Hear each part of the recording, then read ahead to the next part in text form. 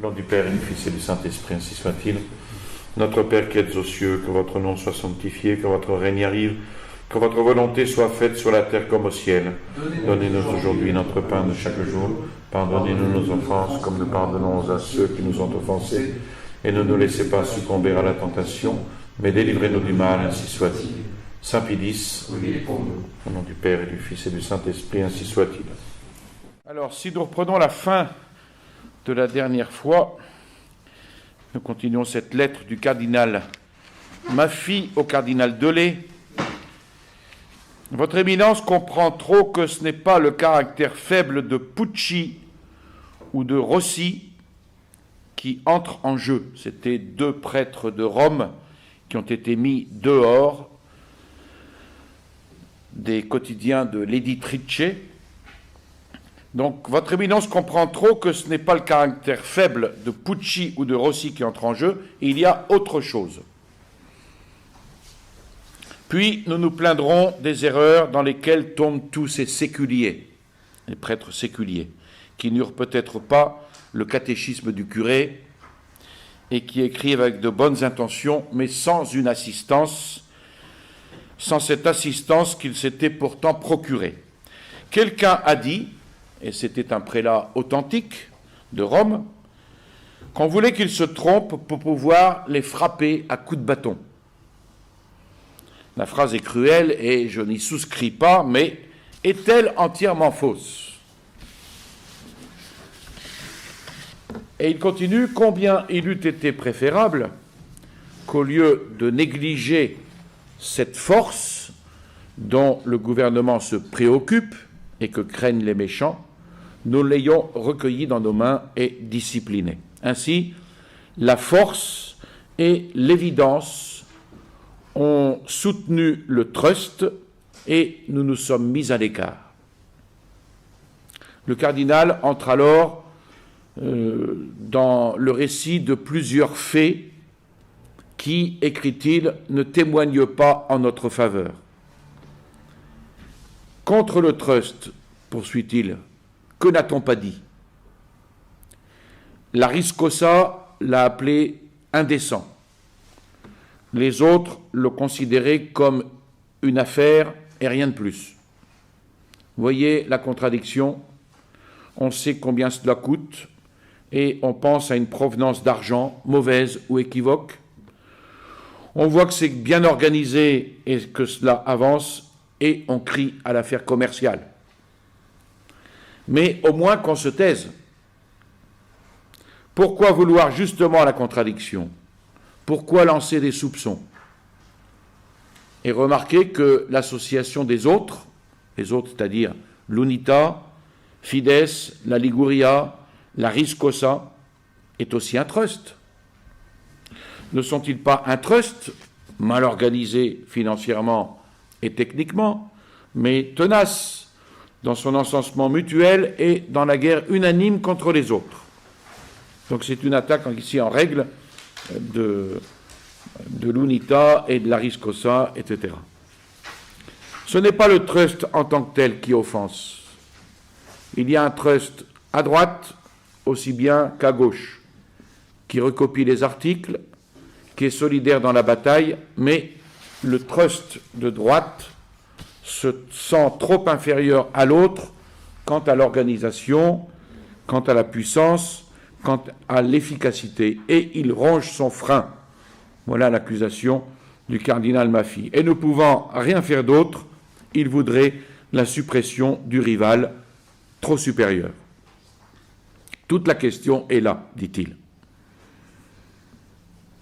En dehors des taquineries aux frères, le trust de droite ne saurait rien faire d'autre. Et si le trust de gauche vit, il ne reste à l'autre qu'à mourir. Voilà leur tactique. Le cardinal Maffy veut défendre le trust car, dit-il, c'est lui qui en partie l'a inspiré. C'était en 1902 à Ravenne avec le comte Grossoli. Il parlait plusieurs fois de la presse et du besoin d'unir les journaux. Et alors, il proposa un trust de 8 ou 10 quotidiens en Italie, distribués de façon rationnelle dans les grands centres, et la plupart, la plus grande partie, aurait dû être ce qu'on a appelé de pénétration et de substitution seulement aux mauvais journaux. D'autres, cependant, auraient dû être avancés et parfaitement véridiques, de véritables fers de lance du Saint-Siège. Ces derniers auraient donné le véritable ton. Les premiers n'auraient jamais parlé contre. Ils auraient cependant donné seulement ce que leurs lecteurs auraient été capables de recevoir et de digérer. Voilà la tactique du cardinal Maffy. Au quotidien, il voulut ajouter une revue mensuelle de culture générale, une revue de mode. Avouez que cela semblera étrange, dit-il, et pourtant, dit le cardinal Maffy, j'insiste, maintenant plus que jamais. Une revue de mode, ensuite un journal pour les enfants et un hebdomadaire illustré. Voilà quel était son idéal. Alors, avec le comte Grossoli, il discuta de nombreux aspects techniques et le comte s'engagea après la mort de sa mère. Je ne saurais dire, écrit-il, combien j'ai la peine de voir une organisation que tous les partis craignent et nous envient ne soit pas assistée et aidée vers un objectif qui aurait été une belle chose, même si c'était un rêve. Et au contraire, tout ce qui s'est fait, on veut le détruire. Corrigez, mais ne détruisez pas. La destruction, c'est la mort. Dites au pape ce qu'il doit dire, en faisant bien attention pourtant à donner une ligne concrète, à éviter des équivoques et à ne pas dépasser la mesure dans un sujet si délicat sur lequel l'autorité elle-même est si réservée. Je voudrais faire quelques observations, continue-t-il. Il a été dit à trop de personnes de ne pas parler du pouvoir temporel et d'insister seulement sur les conditions et la liberté du pape. En ce qui concerne les députés, les directives du Il fermo proposito sont très douces. Pourquoi donc a-t-on continué à troubler les eaux de façon à ce que les pauvres journalistes ne sachent plus ce qu'ils doivent écrire? Je dis seulement, sont cela les directives? Laissez faire. Quoi d'autre?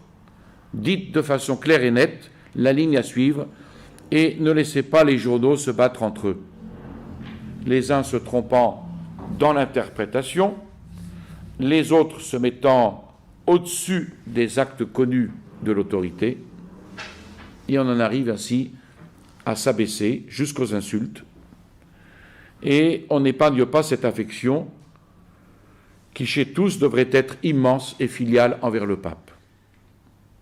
Mais comment agir? Que se réunissent nos cercles, nos associations, nos coopératives, et qu'ils envoient un télégramme au Saint-Père. On répond souvent avec beaucoup de méfiance, qu'advint-il? Beaucoup se sont lassés et, pour ne pas se voir suspectés, n'ont plus rien envoyé. On tient des séances et on déclare suivre les directives pontificales, et voici les autres qui disent que c'est un mensonge, que ce sont des déclarations qui viennent des lèvres et non du cœur. Eh bien, on fait des réunions, on traite ses propres affaires et on ne fait plus de déclarations. Et alors, voilà les rebelles qui veulent isoler le pape. On ouvre les séances et on va à l'église, et il y a des catholiques qui communient. Bien, et n'avons-nous pas entendu, pour cette raison aussi, un triste cri Et il y a quelques jours, n'avons-nous pas entendu dire que ces catholiques étaient des imposteurs, qui agissaient ainsi pour mieux tromper en parfaits francs-maçons? Ah, s'il était permis d'entrer dans la vie privée de certains de ces puritains orthodoxes, s'il était permis de dire bien en face à certaines personnes qui hier mangeaient le pain du comte Grossoli et qu'aujourd'hui l'offense et le calomnient certaines vérités, s'il était permis de dire à certaines rédactions de discuter sur leurs membres sous le rapport moral et disciplinaire,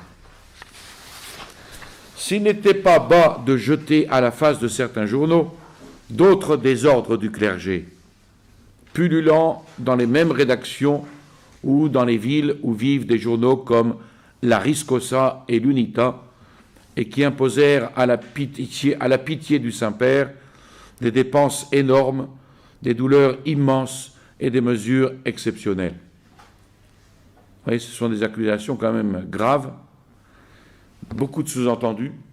Mais non, poursuit-il, ce n'est pas de ces choses que nous devons chercher. Des misères, il y en a partout. Il n'y a pas un diocèse qui n'ait des problèmes. Il n'y a pas un journal qui n'ait des défauts.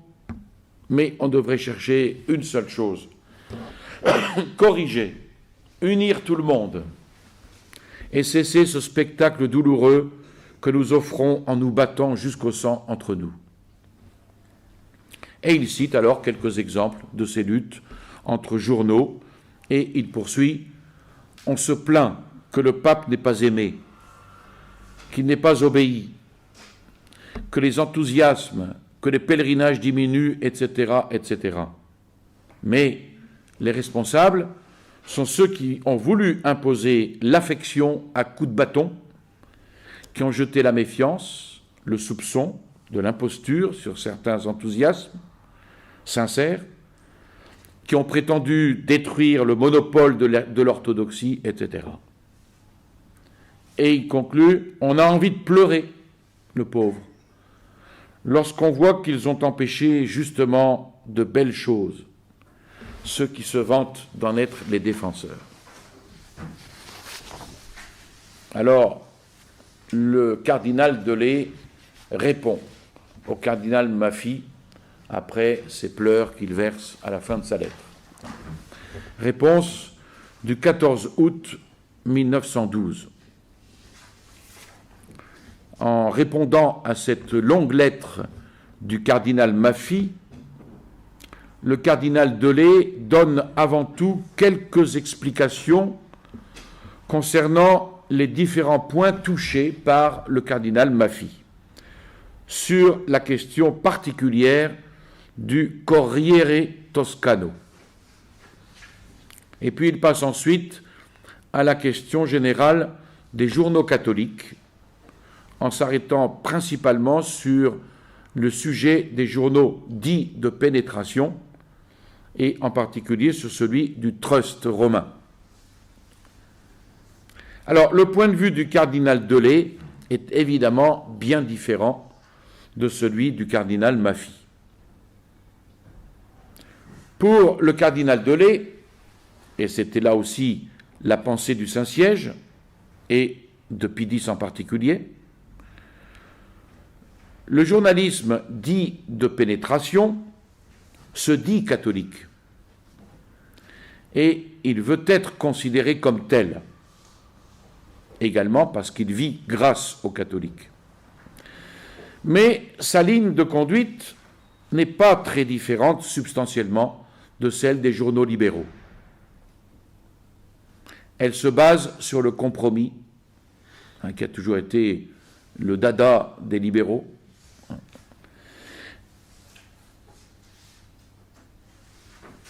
et elle cause donc beaucoup de dommages, surtout dans les rangs du clergé, où malheureusement il est très répandu. On le voit aujourd'hui dans l'attitude des évêques de France par rapport à la messe, ces compromis, ces silences, ces va-et-vient, sans beaucoup de virilité. La tentative, si soutenue par le cardinal Maffy, la tentative d'amener ces journaux à une ligne de conduite entièrement et étroitement catholique s'est montrée, selon le cardinal Delay, irréalisable. Évidemment, à partir du moment où on a un esprit libéral, un esprit de compromis, il est évident que ce genre de choses est irréalisable. Et nous trouvons une confirmation de cette impossibilité, qui est un point capital de la question, dans la lettre que nous verrons ensuite du cardinal secrétaire d'État, qui est très intéressante, et dans une lettre de Pie X que nous verrons encore après, où il déclare ouvertement à propos du Corriere d'Italia, le principal journal du Trust, qu'il avait fait souvent des observations sans pour autant être jamais écouté. Alors, dans sa lettre, le cardinal Delay explique d'abord que si Pie X et le cardinal Meri-del-Val, secrétaire d'État, n'ont pas parlé au cardinal Maffei de l'incident du Corriere Toscano, ce fut peut-être parce qu'ils ne voulurent pas donner de l'importance à une affaire peu grave dans le fond, ou parce qu'ils ne voulurent pas s'immiscer dans une chose qui lui était confiée à lui, cardinal Delay. Il est certain que Pie X et Meri-del-Val étaient au courant. Il est aussi certain que lors de l'audience que le cardinal Delay eut de Pie X, peu après avoir parlé avec le cardinal Maffei, il lui communiqua la raison pour laquelle Monseigneur Calandra s'était occupé de l'affaire. Et il en comprit le bien fondé. Éliminer un journal, même en le remplaçant par un autre indifférent, est toujours un avantage et un bien. Le cardinal Delay écrit « Veux-je dire par là que les journaux de l'Editrice Romana sont bons, catholiques et à soutenir ? Certainement pas. Mais lorsqu'il s'agit de substituer à un journal très mauvais un moins mauvais, cela est toujours à faire. » Et il cite un exemple. Dans un lieu, il y a deux hommes. L'un blasphémateur, violent, ennemi de Dieu, tueur d'âmes. On pourrait mettre des noms actuels. Un autre qui n'est pas hostile et qui fait parfois du bien, mais qui ne va jamais, ou presque jamais, à l'église. Et qui parfois aussi cause du scandale, et qui en fait est surtout sans souci et indifférent. Certes, ce dernier ne peut pas se dire un bon chrétien, un bon catholique. Il ne peut donc pas être ni loué, ni favorisé. Il n'est pas non plus à proposer comme un modèle de vie chrétienne. Ce serait là déboussoler les fidèles. Je ne comprendrais pas. Mais s'il s'agissait de le substituer au premier, il n'y aurait pas à hésiter. Et si le premier pouvait voir sa mentalité s'aligner sur celle du second, on pourrait dire qu'il est sur le chemin de la conversion, donc c'est un bien. Telle est aussi, selon moi, la position des journaux du Trust face à tant d'autres violemment hostiles à la religion. Le cardinal Delay affirme ensuite au cardinal Maffei « Il n'est pas vrai que les journaux du Trust ne font pas de mal, car la grande neutralité, l'indifférence, l'insouciance, sauf en quelques cas exceptionnels et quelques faits sensationnels, cette grande neutralité, cette indifférence et cette insouciance constituent un grand mal quand il s'agit de l'Église et des grands problèmes religieux. Ce sont des journaux typiquement mondains, sauf les exceptions indiquées. Et si l'on considère qu'ils sont surtout lus par le clergé, on en comprend le dommage, puisque ce clergé risque de devenir un clergé mondain. Mais ils font souvent, assez souvent même, un mal positif. Le cardinal Delay cite alors le Il Corriere, dont le mentor est Monseigneur Boncompagni, qui organise juste pour le 15 août une grande course avec attribution d'une coupe pour prix. Pas mal pour le 15 août. Si nous soutenons ce genre de journaux avec le même raisonnement, avec les mêmes arguments, demain, on soutiendra et on voudra soutenir l'école neutre, et peu à peu, Dieu sera chassé de la société.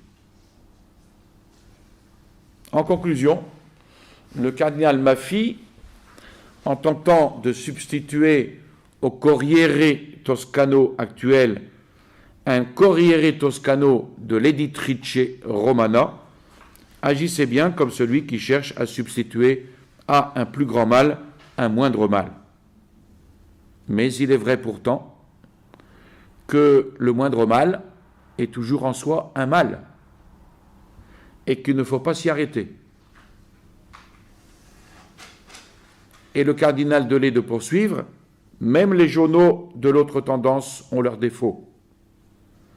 Ils sont pauvres en information. Ils attaquent parfois les personnes. Ils se vantent d'être les paladins de la foi. Et naturellement, à cause de cela, ils suscitent la haine et l'envie de beaucoup. Mais ils ont cependant le grand mérite de soutenir des principes saints, tandis que de toutes parts on se tait. Et c'est ce qui les rend chers au pape. Le cardinal Delay poursuit sa lettre. Ces choses sont intéressantes sur les principes. Votre Éminence déduit d'un ensemble de circonstances que la dénonciation des négociations avec Il Corriere Toscano est venue de l'un de ses journaux, l'Unità, et elle en accroît les accusations. Mais les causes, basées sur des présomptions, ont toujours une issue incertaine. Cette nouvelle est parvenue d'une autre ville que Florence et par une autre personne que Cavaglianti. Cette justice doit être rendue. Du reste, Dieu veuille que l'on puisse avoir une presse catholique puissante, digne de ce nom. Ce vœu est également fait par ceux qui ne jouissent pas de la confiance de votre Éminence. Exemple, Cavaglianti, qui était disposé à se retirer et avait aussi proposé de laisser le nom de l'Unità pour que cela donne lieu à un grand journal catholique qui puisse être bien vu et accepté et n'ait pas besoin de se faire un nom. Le projet de Monseigneur Rossi était bien vu du Saint-Père, mais en partie à cause de son évêque qui s'y opposait, et en partie à cause de ce qu'on avait d'autres desseins sur lui, il échoua. Et d'autre part, Pie X, conscient des centaines de milliers de lires gaspillées si inutilement sous le défunt pontife, a établi un programme de défense. On ne peut pas vraiment lui donner tort. Il pense et travaille à rendre la société chrétienne par un autre chemin. Et il utilise pour cela la plus grande part de ses forces, de son activité. Et quant à la presse, eh bien, Pie X la place en seconde position. C'est du moins ce que pense le cardinal Delay. Ensuite, le cardinal Maffei déplorait, on l'a vu tout au début, je l'ai rappelé, il déplorait qu'on ait fait sortir de la rédaction du Corriere 2 prêtres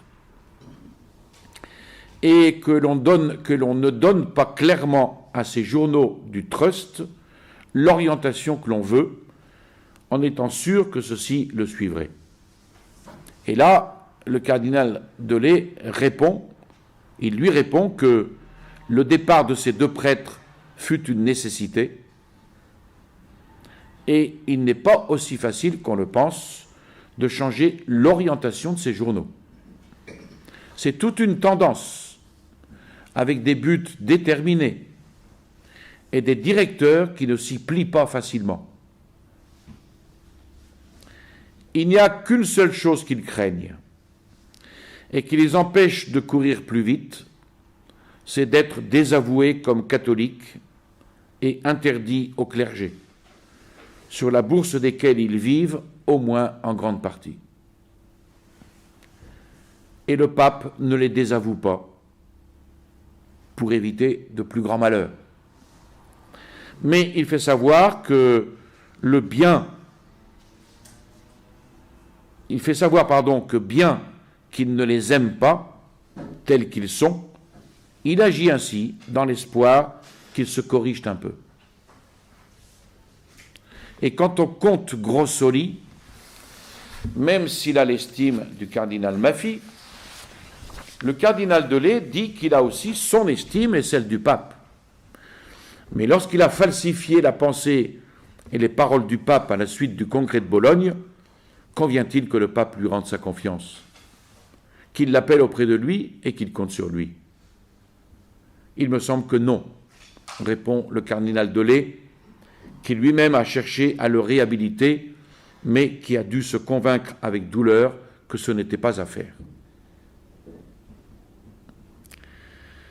Quant à Séméria, que le cardinal Maffy semble faire une victime de l'intransigeance et de l'exagération de Rome, excité par les journaux habituels, le cardinal Maffy devrait savoir combien de personnes il a poussé à l'incrédulité, combien de personnes il a jeté dans le doute et la consternation, à quel point même de nombreux évêques et archevêques déplorent le mal qu'il a fait et qui s'en plaignent. Si le cardinal Maffy savait cela, peut-être alors changerait-il le blâme qu'il adresse à Rome pour l'intolérance et le soupçon dont elle a fait preuve envers Séméria, dans un blâme d'excessive longanimité et de faiblesse. Ah, lui écrit le cardinal Delay, ne croyez pas que l'on opprime et que l'on soupçonne sans fondement les hommes. Bien plus, ces soupçons sont excessivement fondés. Certes, il y a des défauts dans le gouvernement de l'Église. Et comment pourrait-il ne pas y en avoir? Y a-t-il jamais eu au monde, et cela est possible, même avec le plus saint, le plus habile et le plus sage souverain, un gouvernement sans quelque erreur, sans quelque acte discutable? En ce monde aussi, la vertu elle-même, toute perfection, a une certaine imperfection qui lui est attachée. Et cela ne peut pas malheureusement manquer dans le gouvernement de l'Église parce qu'il est composé d'hommes.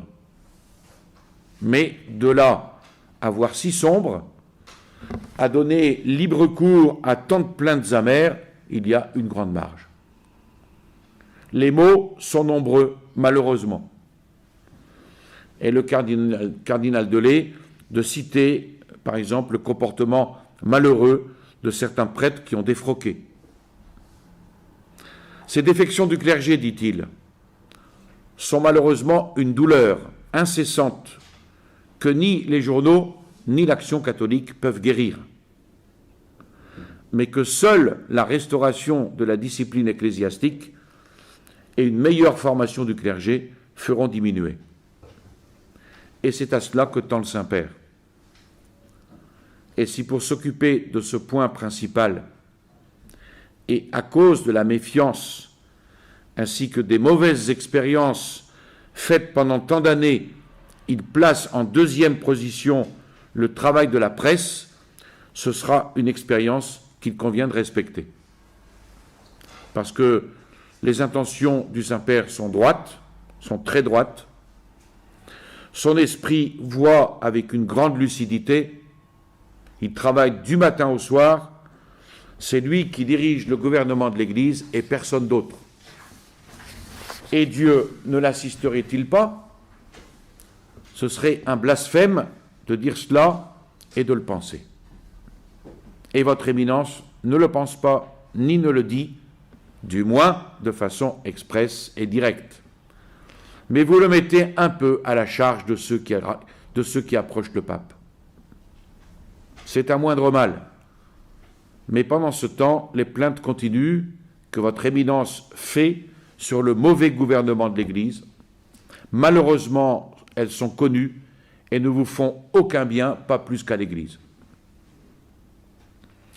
Et le cardinal Delay ensuite rappelle au cardinal Maffy: ici, on ne prête pas foi inconditionnelle au recours. On ne juge pas non plus sans avoir entendu la partie adverse.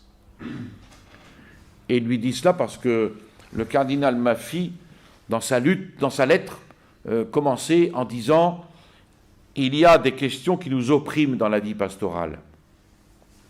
Et se plaignant des recours, il notait: on jette là une insinuation et en ne levant pas l'équivoque, on tue. Les recours, lui répond le cardinal Delay, tant que le monde sera monde, existeront toujours. Il y en aura de justes et d'injustes, d'exagérés et de déficients. On en fera pour des fins bonnes et des fins mauvaises. Mais, Éminence, ne dites pas que seulement avec un recours, on puisse tuer une personne, un évêque, un cardinal. Ce serait trop. On communique pour la règle, pour donner son avis, pour avertir, afin que la personne en question puisse se garder, se justifier, se mettre en règle. Voilà tout. Il est donc correct de le lui communiquer.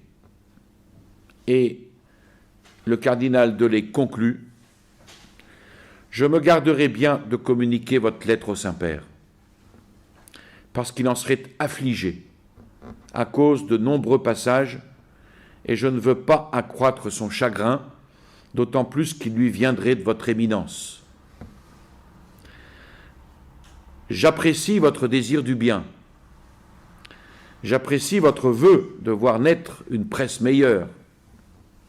Je ne m'étonne pas de certaines conclusions auxquelles je ne souscris pas, les sachant faites avec droiture, bien qu'à mon avis, elles ne soient pas exactes, comme c'est bien dit.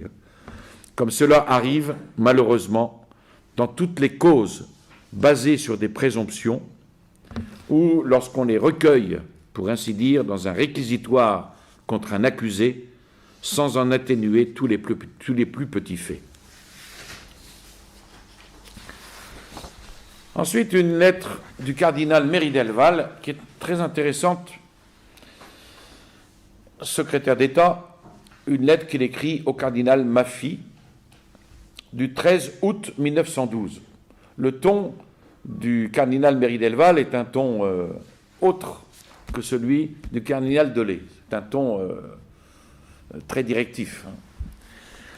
Le cardinal Maffy, donc après avoir expédié au cardinal Delay la longue lettre du 31 juillet, écrivit une autre lettre le 5 août au cardinal Méry Delval.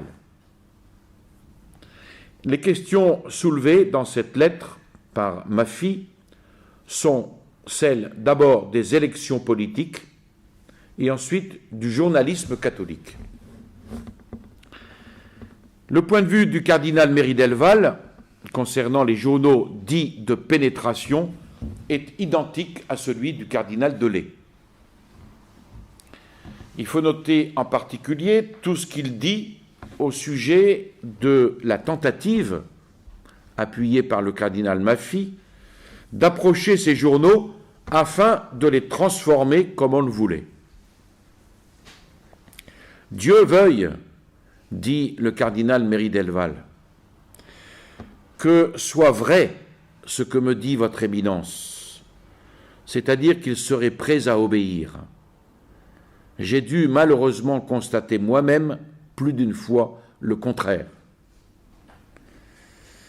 Et le cardinal Méry Delval commence dans sa réponse par vous déclarer que je ne partage pas tous vos jugements et toutes vos appréciations.